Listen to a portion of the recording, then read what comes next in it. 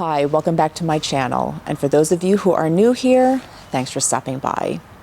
For today's video, I thought I would do a what's in my car. I have behind me a 2002 Porsche Boxster, and for those of you who might be interested in purchasing this generation of vehicle, I thought I would give you an opportunity to get an up-close and personal view on what is inside this car. As you can see, it is a pretty small vehicle, so a couple of the things that we will focus on today: storage capacity, headroom and legroom, and then we'll look at some of the features that this vehicle offers. If you are interested in learning more, please stay tuned. So let's start with the storage capacity in this car. On both the driver and the passenger side, there is a cubby in the door. You just have an open flap here, just open it up very easily. And I oftentimes will keep napkins, tissues, I throw my sunglasses in here. Although it looks pretty small, it actually has decent storage capacity. And again, you have it in both the driver and the passenger doors.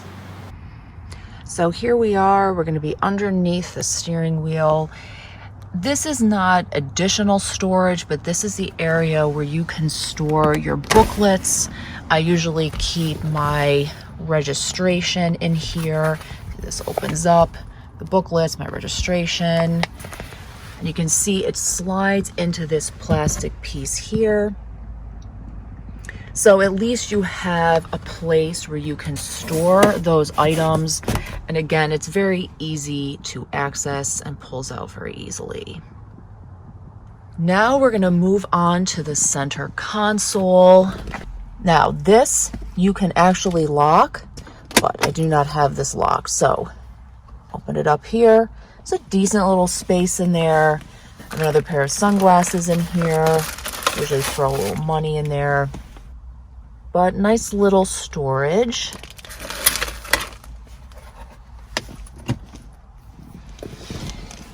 You have here an area, just push it, opens up, keep some coins in there, odds and ends.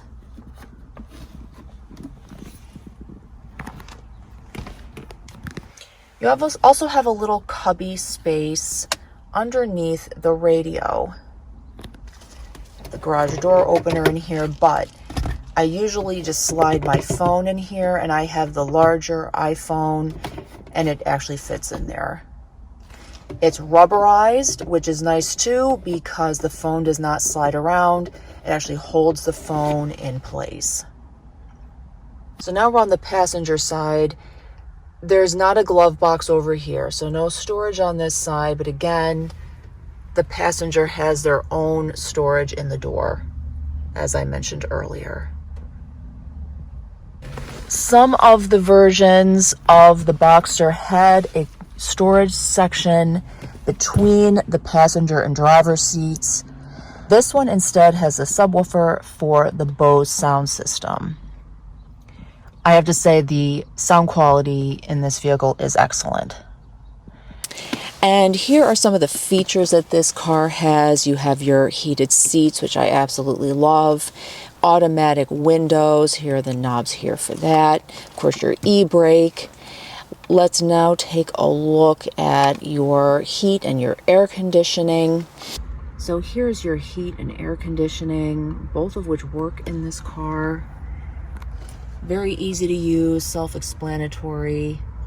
One thing I will say about this car, it can get really warm in here. So if you're someone who likes to have the top down on those cooler fall days, you can have that heat cranking and you will be nice and toasty warm. This is how you put the top up and down. You've got your rear defroster, which is for the hard top. So again, it's great because it gives you the option of driving this in the winter when it's cold, and you have that rear defroster, which does in fact work. And then of course this button here is the locking mechanism for the doors. Moving up here to the radio, this is obviously not the original. I do still have the original, and I'll show you that in just a moment. I also may have some old video, which I will put up here if I can find it, of what the original radio looked like. But this is a Kenwood Exelon, I believe it's pronounced. It's a digital multimedia receiver. It is a touchscreen and it has Apple CarPlay. If you would like me to do a video specifically on this radio, I'm happy to do so, but I can include information about this in the description below. So here's the original radio for the Boxster. You can see the buttons are missing. I had tried to clean this. The buttons had gotten sticky, and that's partly why I ended up having to replace this, because you would try to use these buttons and they would get stuck.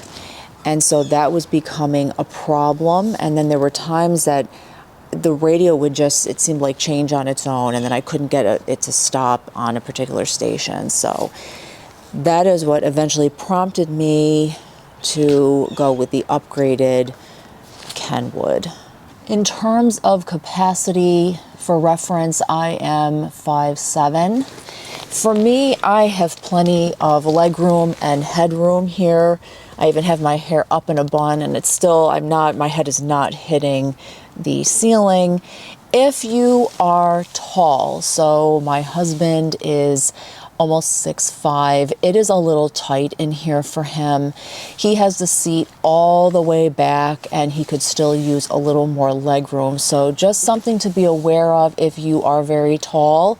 This car may be a little too small for you, but at 5'7", I feel very comfortable in here, and I feel I have enough elbow room, I have enough headroom. Obviously, when I get out of the car, I do have to lean down a little bit, otherwise it might clip my hair when I'm getting out. But otherwise, the size of this vehicle is really perfect for someone who is my size. I hope this video was helpful. If you have any questions, please let me know. And I do enjoy reading your comments, so please keep them coming as well. I have a couple videos on the horizon, one where I'll be changing the brakes in this car, and then I may also do a short video on how I winterize my Boxster. If you like these videos, please hit the like button, and of course I'd be thrilled if you would subscribe to my channel. Thank you for being here. I hope to see you in the next one. Bye for now.